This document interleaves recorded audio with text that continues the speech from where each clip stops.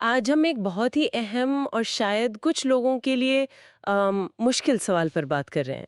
क्या कोई अपने पति या पत्नी की बातचीत चुपके से रिकॉर्ड कर सकता है और फिर उसे कोर्ट में सबूत की तरह इस्तेमाल कर सकता है?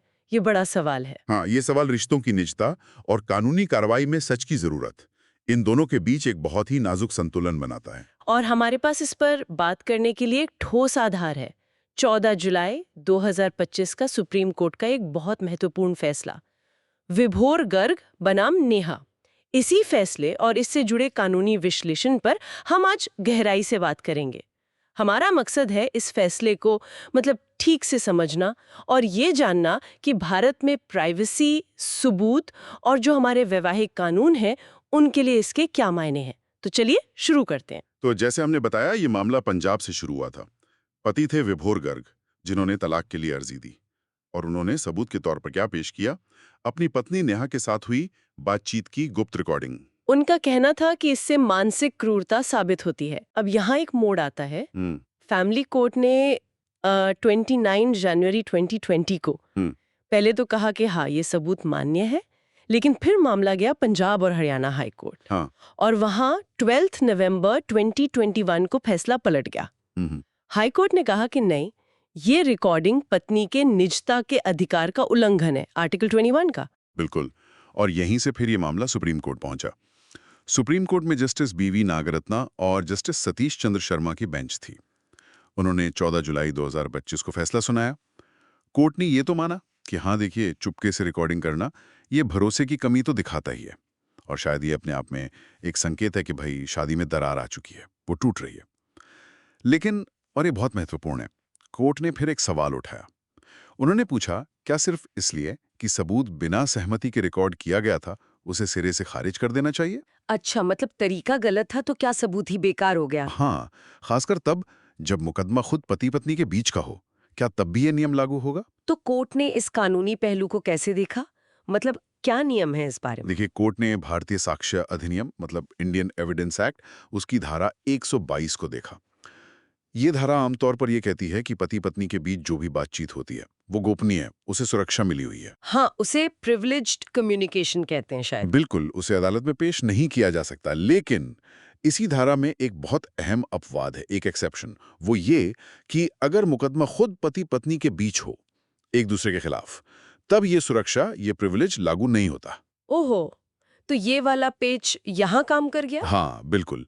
कोर्ट ने इसी बात पे जोर दिया कि जब रिश्ता ही कानूनी जांच के दायरे में है, जब दोनों पक्ष एक दूसरे पर आरोप लगा रहे हैं, तब आप पूरी तरह से गोपनीयता की उम्मीद कैसे कर सकते हैं? और एक और बात, फैमिली कोर्ट एक्ट की धारा 14, ये धारा फैमिली कोर्ट को काफी विवेक देती है, मतलब छूट देती है कि वो सच्चाई का पता लगाने के लिए किसी भी ऐसी सामग्री पर विचार कर सकती है जो उसे जरूरी लगे। चाहे वो तकनीकी तौर पे एविडेंस एक्ट के हिसाब से एडमिसिबल न भी हो। हाँ, बिल्कुल। अगर कोर्ट को लगता है कि वो प्रासंगिक है, रेलेवेंट है, तो वो उसे देख सकती है। लेकिन फिर वो निजता वाले अधिकार का क्या हुआ? आर्टिकल 21 हाई कोर्ट ने तो उसी आधार पे खारिज किया था ना? हाँ, वो सबसे बड़ा सवाल था। और सुप्रीम कोर्ट ने यहाँ एक संतुलन बनाने की कोशिश की।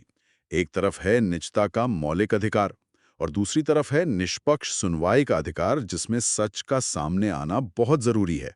कोर्ट का ये मानना था कि देखिए, वैवाहिक विवादों में जहां रिश्ते की नींव ही सवालों के घेरे में है, वहां निजता का अधिकार वो असीमित नहीं हो सकता। मतलब उसे थोड़ा सीमित करना पड़ेगा सच जानने के लिए। हाँ, उसे सच का पता लगाने की जरूरत के सामने थोड़ा झुकना पड़ सकता है।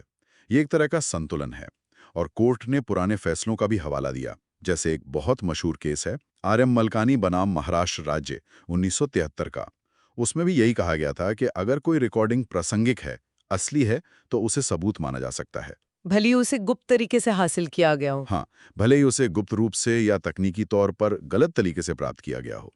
अगर वो असली है, मामले से जुड़ी है और आवाज पहचानी जा सकती है, तो वो स्वीकार्य है। लेकिन इससे कुछ चिंताएं भी तो जुड़ी होंगी। हम्म। मतलब क्या इससे रिश्तों में एक तरह की जासूसी या निगरानी का माहौल नहीं बनेगा? हर कोई दूसरे की बात रिकॉर्ड करने लगेगा? हाँ, ये चिंता बिल्कुल जायज है, और इस पर काफी बहस भी हुई है। आलोचकों का यही डर है कि इससे पार्टनर्स के बीच शक बढ़ेगा, निगरानी बढ़ेगी, और इसका गलत इस्तेमाल भी हो सकता है, खासकर महिलाओं के खिलाफ। हाँ, सुप्रीम कोर्ट भी इस खतरे को समझता था। तो कोर्ट ने इस गलत इस्तेमाल को रोकने के लिए क्या कहा? कोई सेफगार्ड बताया? हाँ, कोर्ट ने चेतावनी दी है। हम्म। उन्होंने साफ कहा कि फैमिली कोर्ट्स को बहुत सावधान रहना होगा। हम्म। उन्हें ऐसी किसी भी रिकॉर्डिंग को सबूत मानने से पहले 3 चीजें जरूर देखनी होंगी। पहली, उसकी प्रामाणिकता, ऑथेंटिसिटी। क्या वो रिकॉर्डिंग असली है या उससे छेड़छाड़ हुई है? अच्छा। और दूसरी, उसकी प्रासंगिकता, रेलेवेंस, क्या वो वाकई मामले से जुड़ी हुई है? और तीसरी, और शायद सबसे जरूरी, उसे पेश करने वाले का इरादा, इंटेंट। कहीं ऐसा तो नहीं कि बातचीत को संदर्भ से हटाकर तोड़-मरोड़ कर पेश किया जा रहा हो या किसी को फंसाने की नीयत हो। ये सब जांचना जरूरी होगा। बिल्कुल। इन सब पहलुओं पर गौर करने के बाद ही कोर्ट उसे सबूत के तौर पर स्वीकार करेगी। तो अगर हम सार निकालें तो इस फैसले का निचोड़ क्या है? अब क्या स्थिति बन गई है? निचोड़ यह है कि अब भारत में, हाँ, पारिवारिक मामलों में जैसे तलाक, बच्चों की कस्टडी या घरेलू हिंसा, इनमें गुप्त रूप से रिकॉर्ड की गई बातचीत को सबूत माना जा सकता है। लेकिन ये कोई खुली छूट नहीं है। नहीं, बिल्कुल नहीं। अदालतों को बहुत ज्यादा सावधानी बरतनी होगी, पूरी जांच पड़ताल करनी होगी। सिर्फ रिकॉर्डिंग करना अपने आप में गैरकानूनी नहीं माना गया इस फैसले में, लेकिन उसका इस्तेमाल कैसे और क्यों हो रहा है, ये बहुत मायने रखेगा। समझ गए। तो सुप्रीम कोर्ट ने एक तरह से एक बारीक लकीर खींची है। अदालती कार्रवाई में सच की जरूरत को भी अहमियत दी और रिश्तों में जो निजता का अधिकार है उससे भी पूरी तरह नकारा नहीं, बस कुछ शर्तों के साथ सीमित कर दिया। हाँ, बिल्कुल सही कहा आपने। एक संतुलन साधने की कोशिश है, लेकिन ये फैसला एक बड़ा सवाल भी पीछे छोड़ जाता है, जिस पर शायद हम सबको सोचना चाहिए। क्या इस तरह के सबूतों को कानूनी तौर पर स्वीकार्य बनाने से वो जो आपसी विश्वास होता है एक शादी में, जिसकी उम्मीद कानून भी करता है, क्या उसकी प्रकृति ही मौलिक रूप से बदल जाती है? ये वाकई सोचने वाली बात है।